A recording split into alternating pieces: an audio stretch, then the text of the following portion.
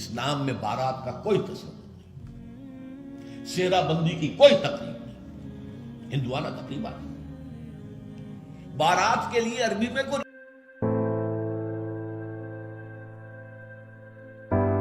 لفظ ہی نہیں ہے۔ قرآن اور حدیث میں کیا ہوگا؟ عربی میں نہیں ہے، کوئی لفظ نہیں۔ یہ خالص عجمی لفظ بارات عجمی ہے، ایرانی ہے، اس کا اسلام سے کوئی تعلق نہیں، جڑ کٹ جائے اس کی۔ یہ بھی ہندوانہ تصور ہے۔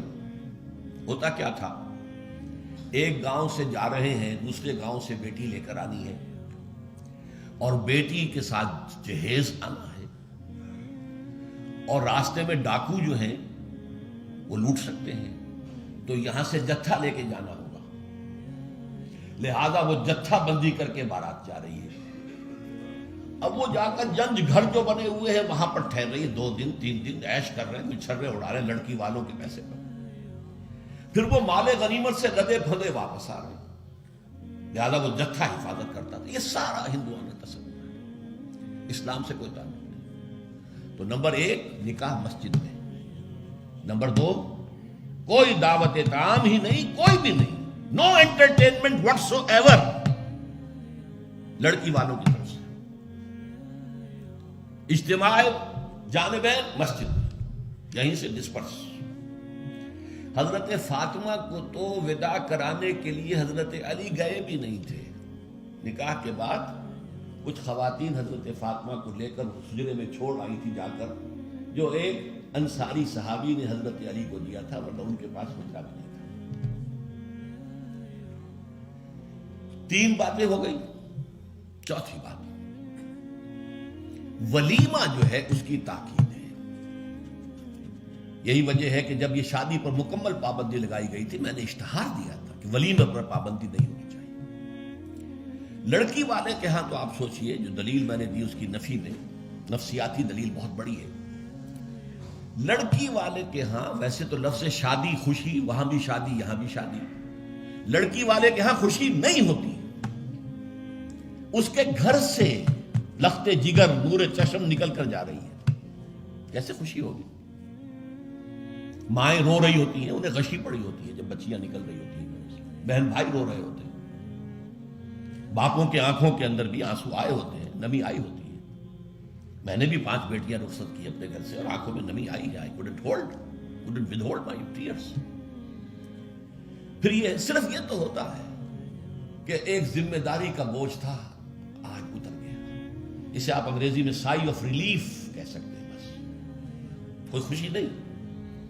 اس کی مثال میں دیا کرتا ہوں کہ کوئی جانور اگر قربانی کے لیے 10-15 دن پہلے آپ لے لیں، وہ بکرا، کوئی مینڈھا، اور بچے اس کے ساتھ ہل جاتے ہیں، پھر کھلاتے ہیں، لے جاتے ہیں، چراتے ہیں، تو پھر وہ عید کے دن جب آپ اسے قربان کرتے ہیں تو بچے پچھاڑے کھا رہے ہوتے ہیں، رو رہے ہوتے ہیں، اتنا لاڈ اس جانور سے ہو جاتا ہے۔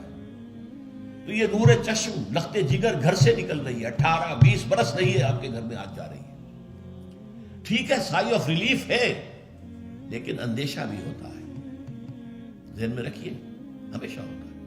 پتہ نہیں بیل منڈے چڑھے نہ چڑھے، موافقت مزاج کی ہو نہ ہو، نئے ماحول میں جانا ہے، ایڈجسٹمنٹ ہو نہ ہو۔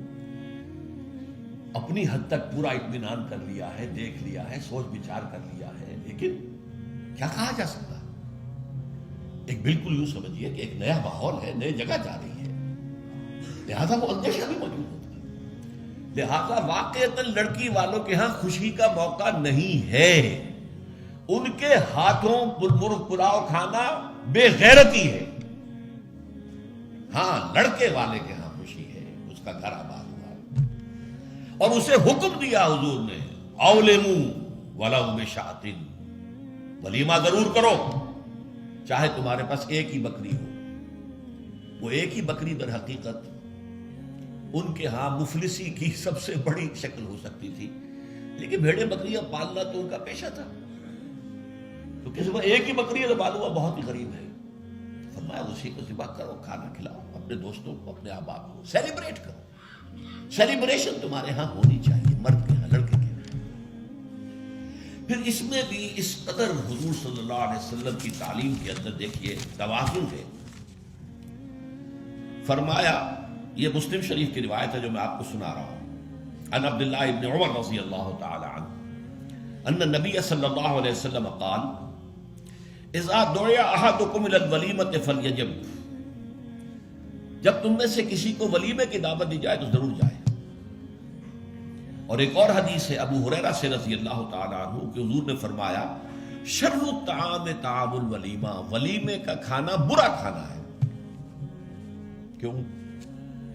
اس میں غریبوں کو نہیں بلایا جاتا بلکہ غریبوں کو جو دھکے دیے جاتے ہیں۔ آپ دیکھتے ہیں بڑے بڑے ٹینک لگے ہوتے ہیں ٹینٹ، اور وہاں پر اندر جو کچھ ہو رہا ہوتا ہے، کھانا ضائع بھی ہو رہا ہوتا ہے، غریب کو تو کسی کو داخل نہیں ہونے دیں گے نا۔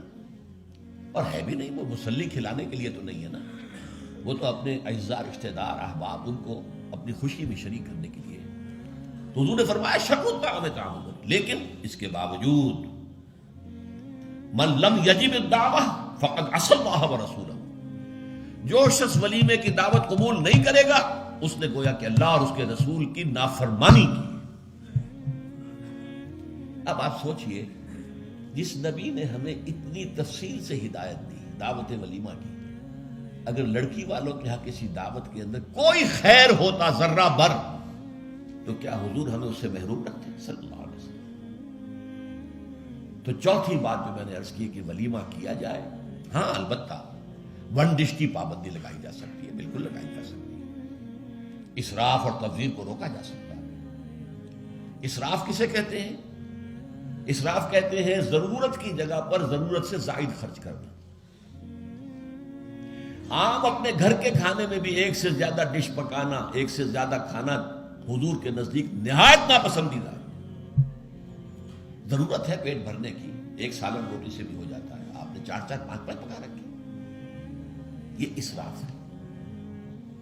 اسی طریقے سے اگر دعوت کے اندر بھی ون ڈش کی پابندی ہو تو بالکل ٹھیک ہے، اس کے اندر کوئی حرج نہیں، لیکن یہ کہ اس میں اب جو کیا گیا ہے کہ میٹھے کے اوپر پابندی، بالکل یہ صحیح نہیں ہے۔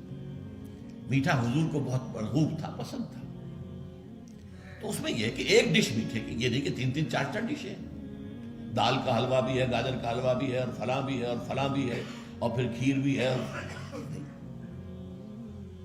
لہذا ولیمے کی اجازت ہونی چاہیے، اور ظاہر بات ہے کہ ہر شخص اپنی سطح کے مطابق کرے گا، اور وہ آدمی بھی بلائے گا، جو کم ہی بلا سکتا ہے وہ کم بلائے گا، جو زیادہ بلا سکتا ہے زیادہ بلائے گا۔